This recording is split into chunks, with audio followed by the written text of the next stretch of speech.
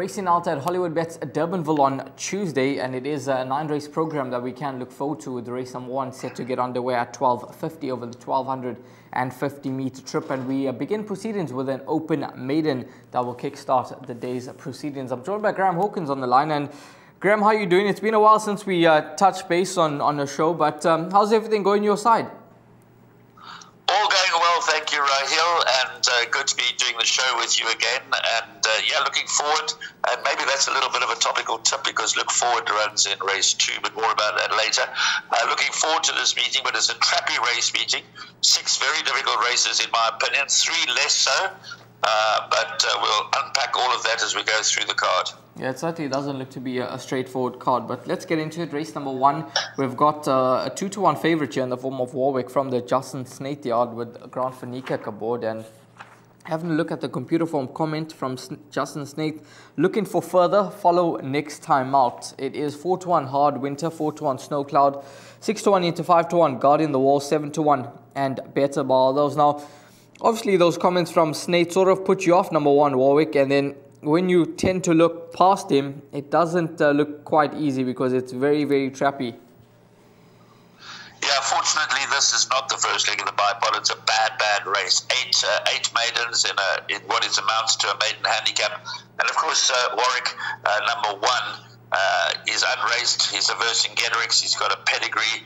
He's drawing pole position. And maybe when Justin gave those comments, he wasn't really aware of who he was running against. When he has another look at this field, he might say, well, we can win on debut. It'll be interesting to see what the market says closer to race time. But clearly, Warwick, if he's got any kind of ability, then he should make a bold bid to win this race. But I think maybe the value lies with number 3, Guarding the Wall. I'm not going to make an outright selection. As I said, it's a very, very bad race. But as a floating banker, perhaps this is a race to try and catch a trifecta and a quartet. I would go each way, number 3, Guarding the Wall. There's been a little bit of anti-post support for him. I think he's still overpriced, and I'm expecting him to improve on his last run, but clearly not a confident choice in a very weak race. So float number 3, Guarding the Wall, that would be my suggestion. But obviously, if there's a lot of support for Warwick as we approach race time, then he could be the horse to follow. Snow Cloud, a bit of a chance. Hard Winter, a bit of a chance. They've all got a bit of a chance. Even Barn Boogle, the long-time maiden and Tambourine Man in this kind of a race approach on, they've all got a chance. So it's not an easy start. But as I said, fortunately not part of the bipod. My suggestion as an each-way bet would be number 3, Guarding the Wall. I'm expecting him to improve. That's horse number 3 at around 5-to-1 in the market. Moving along to race number 2, 25 past the 1 is the off time, 1250 meters, an open maiden, this time for the fillies and mares. This is the start of the bipod. Great Cat, your 2-to-1 favorite, 3-to-1 about Look Forward. It is 7-to-2 Montreal, and then you can get 12-to-1 and Better Bar. Those now, Great Cat, obviously a filly that maybe has her issues because she returned off a layoff last time out, close to, 9 months off the track, and she ran a very good second to Warm Winter Night, and she's been given a 2-month layoff since that performance. She's got a deep draw to contend with, but she's possibly got quite a bit of improvement still to come, even though she is a foil that is sparingly raced.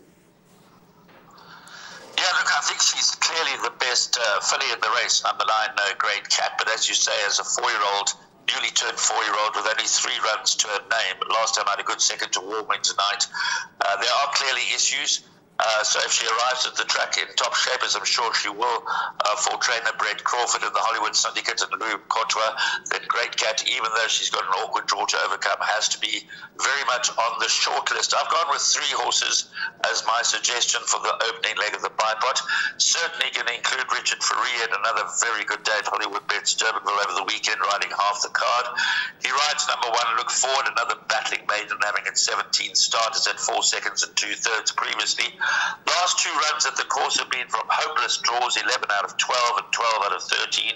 Hasn't run too badly. Now, the daughter of Master My Fate cracks the number 1 gate. So I'm really expecting Look Forward to run well in a race that is not all that deep. So this is the kind of race in which she certainly could shed a maiden ticket, even though she's been trying to do that for some time. We've got to respect the Richard Free Mike Stewart combination. So Look Forward has to go in. Number 9, Great Cat, has to go in. And then I'm going to throw in one more. I'm expecting some improvement from number 8, Royal Lytham. this can improve, so I'm going to include that as a roughie.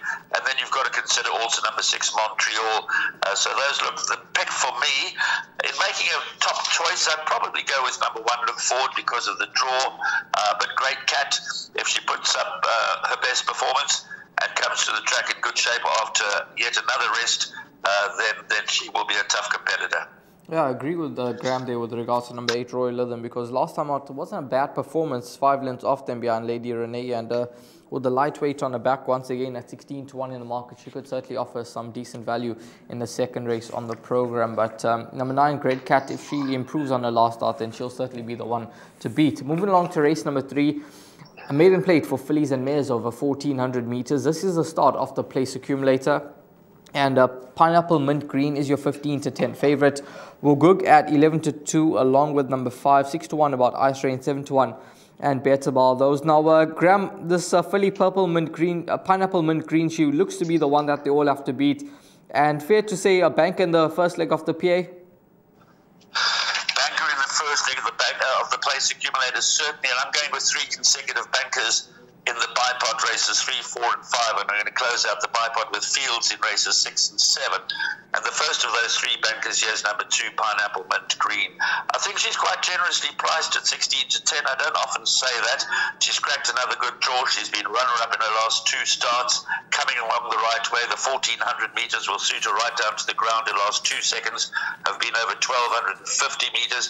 Eric Sands' stable is a small stable, but a quality stable, continued to turn out the winners.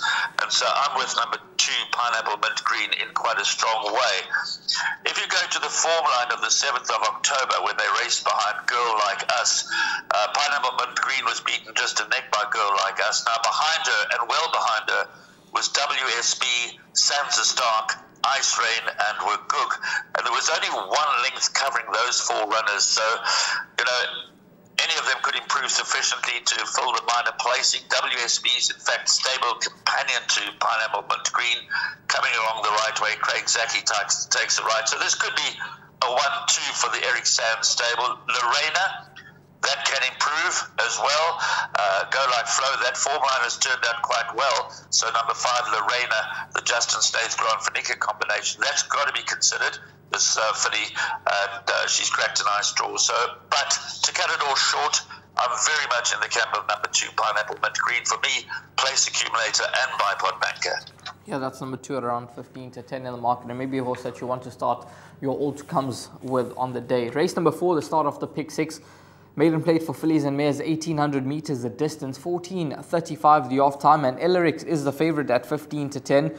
2 to 1 into 16 to 10 about number 4, Enchanting Choice, at 6 to 1 about Analytic, 8 to 1 and Better Ball. Those now, I think that despite Ellerix being at the top of the boards, this filly Enchanting Choice from the Dean Kaname yard, I think she could just get the better of her, even though she was beaten, we'll call it 2.5 lengths behind her last time out. She's got a draw on her, and she's stepping up to 1,800 meters, which I believe will suit her. And Dean's horses, he's got them in a good space at the moment. Yeah, look, it's a boat race, doesn't it? Between number 4, Enchanting Choice, and number 10, Ellerix. They race behind Ticket to Vegas, as you mentioned, and Ellerix beat her on that occasion. But Enchanting Choice didn't have the easiest of passages, so there could be little to choose. I did like the way that number 10, Ellerix, finished off her last race. They both step up from 1,400 to 1,800 meters for the first time in their careers, and I'm expecting the extra distance to suit both of them. Enchanting Choice by Rafif out of a mare by Day Lamy speaks of wanting to go further, and Ellerix races as if she'll enjoy this extra trip. So I'm going to back at number 10, Ellerix, in the bipod and the place accumulator, but I certainly respect the support for number 4, Enchanting Choice. I respect the fact that she was interfered with in the last run when finishing a couple of lengths behind Ellerix over 1,400 meters. So certainly as far as the first leg of the pick 6 is concerned, you've got to include both numbers 4, Enchanting Choice, and number 10, Ellerix. And if you want to play the bipod safe, then include both numbers 4 and 10. I make it a boat race. There are others that can improve for minor money. Number 2, Miracle in Motion, has got to be better than a recent form suggests. Number 3, English Mistress, that is going to improve. Number 6, Analytic, Glenn Cotton had a nice day out at Hollywoodbets Durbanville over the weekend with Countdown running second and Royals winning her race. She should appreciate the step up in trip as well, could run into the minor money. But as far as the top choice is concerned, number 4 Enchanting Choice, number 10 Ellerix, they do seem to stand out head and shoulders above the balance. I'm still in the camp of number 10 Ellerix, ahead of number 4 Enchanting Choice, but you have to consider both. I think if there is to be a result here, I think number 5 Pinstripe could just be the horse that comes through to sort of upset things here, but we're expecting a form result, numbers 4 and 10 to fight it out, and Graham with number 10 as a banker in the PA and bipot. Moving along to race number 5, an open maiden over 1600 meters. Race number 5, the start of jackpot 1, 3:15 the off time.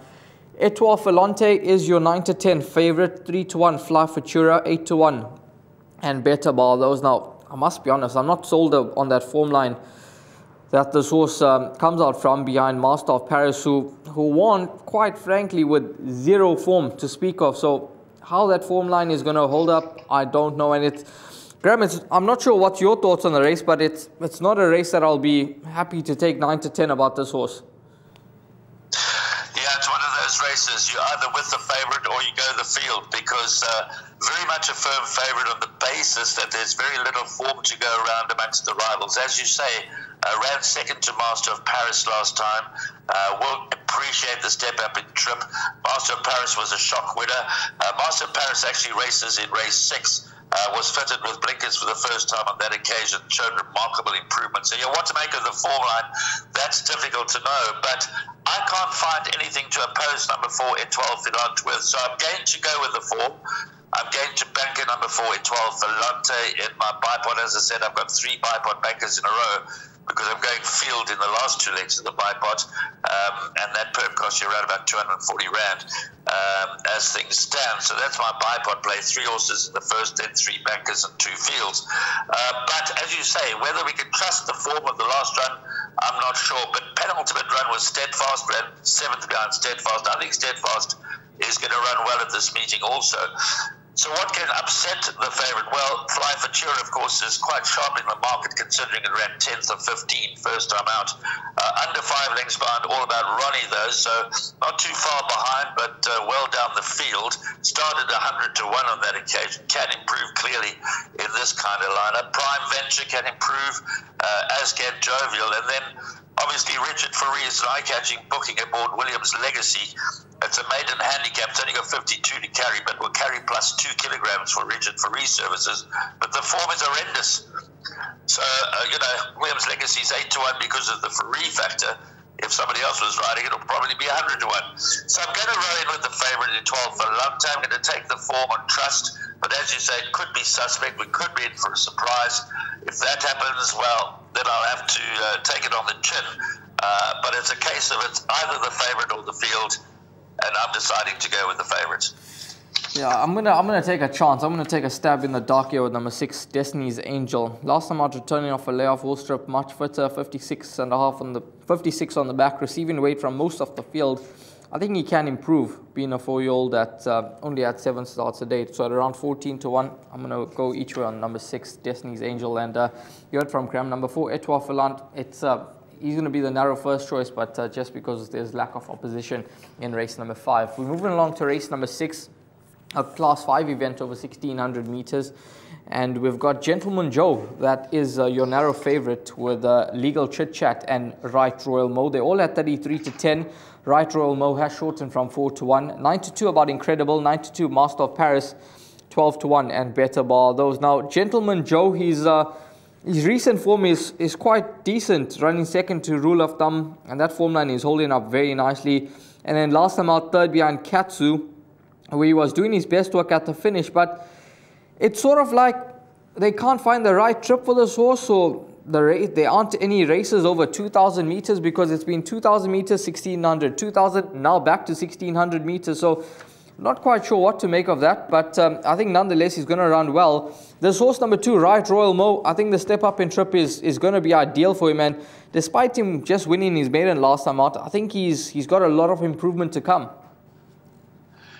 Well, we have to believe that the 3-year-old Right Royal Mo has got improvement to come. He narrowly beat King Viserys, and that let us down subsequently. So the form wasn't directly flattered by the runner-up, although there's been one direct winner out of that form line. So Right Royal Mo's got to be considered a big danger. Gentleman Joe, I think, is the one to beat. His very game is very consistent, but he hasn't won for a very, very long time. And as you say, I think 1,600 meters is very much on the sharp side. He did run well behind rule of thumb over 1,600 meters when coming out fresh after a layoff, and then a good race over 2,000 meters behind our strong fancy Katsu. But his game is genuine, so you'll get a good run for your money out of Gentleman Joe. I think Incredible is also going to run a much better race. Richard Fourie engaged to ride for the Vaughan Marshall stable. Legal Chit Chat hasn't raced since July. Form before that was excellent. And if he comes into the race in tip-top shape, then Legal Chit Chat could in fact be the one to beat despite the 8 out of 8 draw. If there's to be a surprise, it could come from the likes of number 4, Captive Moon. And then we discussed Master of Paris earlier, showed remarkable improvement under a low weight in a maiden handicap when fitted with blinkers for the first time. Obviously, he's got blinkers again. He's certainly got a lovely pedigree. Grant van Niekerk rides this time, so we'll have to sit on the fence and see how Master of Paris goes. It's a wide open race. It's a tough race. It's one of those low-grade Class 5 handicaps. We're expecting improvement from Right Royal Mo. I think Gentleman Joe probably the one to beat. The immediate dangers could be Incredible and a Legal Chit Chat, but I'm not going to nail my colours to the mast in race 6. Gentleman Joe and Legal Chit Chat, Incredible, and Right Royal Mo would be my top 4 selections. Yeah, an open race where we've got a few horses in with the winning claims in race number 6. Race number 7, a Cape Sea Stakes over the 1,000 meter trip, and here it is Bonanza, William West that are your joint favourites at 33 to 10. 4 to 1 about Warm Winter Night, 11 to 2 about Musical Arts and Elusive Trader, 10 to 1 and Better Bar those. There's been a touch of support for Final Move, 20 to 1 into 14 to 1. And number 9, Easy Money, is scratched, so it's a field of 9 that remain. Graham, what's your thoughts on race number 7? I thought a horse like Bonanza with Richard aboard from a good draw, course and distance suits, could be a runner here with just 55.5 and receiving, 6 kgs from the last start winner, William West. Has got to be a real runner in this race. I think this is the toughest race in the card. For me, it's definitely a field race. You may not necessarily need to go the field in race 6, but race 7, this race, the Cape Sea Stakes over 1,000 meters, for me, this is absolutely a field race. Bonanza does top the list ahead of William West. William West has been given a tough task. First run out the maiden, 61.5 to shoulder, but he was impressive and very quick when beating the odds-on favourite Star Performer last time out. So I think William West has come well as an early 3-year-old, and he's clearly in good shape, he's clearly in good form, and he's clearly very quick. And I'm sure he'll go racing off to the front over this 1,000-metre contest. As we saw over the weekend, the Durbanville racetrack is running very, very fast, and they're getting well stretched out. The pace is on, and they're staying on in front. So it wouldn't surprise me if William West went back-to-back, but clearly as a recent maiden winner, he's got a tough task at the weights. Bonanza loves the course and distance, and Richard Fourie, a notable booking, Magic Touch, could get Bonanza back into the winner's enclosure after a 684-day absence from the winner's enclosure, but he's threatening and threatening strongly to win a race of this sort. Wordsworth, Warm Winter Night, Musical Arts, Elusive Trader could go on. Wiley Jack, Final Move, you say there's been money for. It's one of those races, for me, absolutely a field race. So Bonanza, a hesitant first choice, wouldn't be surprised to see it win, but I'm going the field. Yeah, this is a proper step down in class for number 5, Elusive Trader. And the last time he ran in a similar sort of race, where the average racing was a 69, a D-class contest, he was victorious, beating Bluff on Bluff, and he had 60.5 on the back when Richard rode him over 1,100 meters. So maybe he's another one that you have to include with those blinkers off and Bernard Fadehub aboard. Moving along to race number 8, a Class 5 contest over 1,250 meters. 4:45 the off time. Winterpearl 2 to 1, Raff's Rocket 5 to 2, 5 to 1 Mighty Max, 6 to 1 about Seeking Peace, it's 8 to 1. And Better Bar those. And Richard Fourie at the top of the boards once again. Draw 3 with a Ricky Maingard runner that ran a cracker last time out behind, like the Clappers. He had to give him 3 kgs and he wasn't beaten far. Now dropping in trip, I don't think it's a concern. Obviously, a good draw is a huge advantage for him. And with Richard riding the way he's probably the one to beat. I'm going to take my chances in this race and narrow the number of potential winners down. I'm in the camp of number 3, Winter Pearl. You might remember I was very strong on Winter Pearl last time, went second to Like the Clappers. I thought he was a little unlucky that day. Just how strong that form line is difficult to know, because there are a couple of out-of-form runners, including Mighty Mac, who ran 4th in that race, and Mighty Mac runs here as well. But I do think that Winter Pearl is in good shape at the moment, and Ricky Mangard picks his spots well. He's drawn well, his course and distance suited, gets his services of Richard Free. I think he's entitled to be at the top of the boards, and I think that whatever beats number 3, Winter Pearl, will win the race. But there are a number of others that could trouble the favourite. Interesting run is number 5, Raf's Rocket. I thought that his form in KZN, he failed to deliver there, and I was surprised at the manner in which he came through to win on his local debut here in the Western Cape, and it was over this track and trip. He beat 2020 Vision coming from a little way off the pace to win going away. So maybe for Raf's Rocket the penny has dropped and he can improve more. So you've got to have some respect for Raf's Rocket, but he's got to concede weight to Winter Pearl. He's conceding weight to the older horse Winter Pearl. That's not going to be easy. Seeking Peace, I think, is definitely better than her last run. So watch out for a better effort from Seeking Peace. And then I suppose you've got to give Mighty Max some respect, because he did run close up in the same race that Winter Pearl ran second last time, Like the Clappers, although I do think that Winter Pearl is going to frank the form. Pick of the balance could be number 4, Shifting Path. The Vaughan Marshall Stable's in good form, and their horses are running really well. So in this kind of a race, you could see improvement from number 4, Shifting Path. But I'm going to take my chances with just numbers 3, 5, and 6. Winter Pearl, Raf's Rocket, and Seeking Peace. That's my short list for race 8. Yeah, Winter Pearl, the one to beat there with Richard Furrier aboard from a good draw. Moving along to the final race on the day, race number 9, a Class 4 contest that jumps at 5:15, 1,400 meters a trip. And Rapidash is your favorite at 7-2. Double Olympic is at 6-1, along with Steadfast, Michael Faraday, 7-1, and Better Ball. Those trappy last race, I thought, to close off proceedings. Rapidash, his comeback run, not quite sure what to make of it. I must be honest, I expected a lot better than what he produced. 7th behind Greenwood Envy from a pull from the best of the draws, and he just never seemed to really put it in. But maybe he was in need of the run. He's returning, having his second run after layoff now.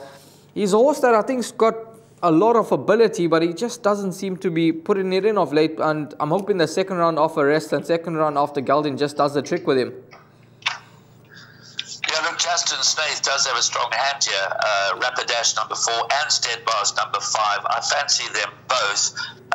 Interesting that Richard rides for Justin again in this race. He does pick up the odd ride for the Snaith team. One has to imagine that Grant Van Eyck get first choice though.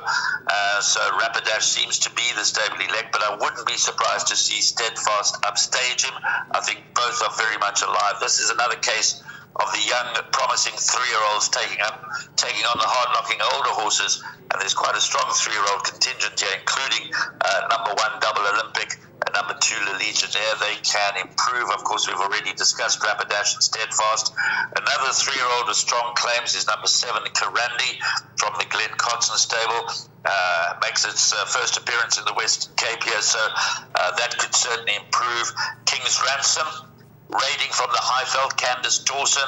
Just Be Lekker ran a lovely race for the stable in the Ready to Run stakes over the weekend. King's Ransom doesn't have a great draw, but could improve on its Highveld form, and so that one can't be ignored either.